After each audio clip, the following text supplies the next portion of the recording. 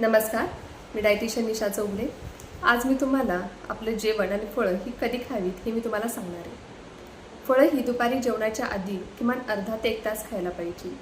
असं केल्याने आपल्या शरीराला आवश्यक तेवढी ऊर्जा मिळते, प्लस फळांमधून पोषण, जीवनसत्व ही देखील मिळतात। फळे पचतात लवकर, प्लस आपली पचनक्रिया सुधारते, आपलं वजन देखील कमी होतं।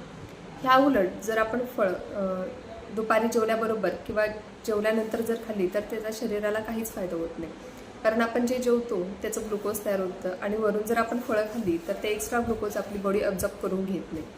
प्लस जेवणानंतर जर फळं खाल्ली तर आपली पचनक्रिया मंदावते, अपचन होतं, जे काही आपल्याला पोषण किंवा जे जीवनसत्व मिळणार आहे ते मिळत नाही।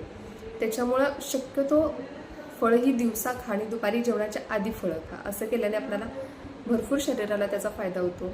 आणि रात्रीच्या वेळी फळं खाणं शक्यतो टाळा, कारण रात्री आपली जी चयापचन क्रिया असते ती मंदावते आणि फळातील साखरेमुळे झोपेशी संबंधित समस्या उद्भवू शकतात, अपचन होऊ शकतं। त्याच्यामुळे दुपारी फळं खा, जेवायच्या आधी फळं खा आणि जेवायच्या आधी फळं खाण्यामध्ये किमान अर्धा ते 1 तासाचा अंतर ठेवा।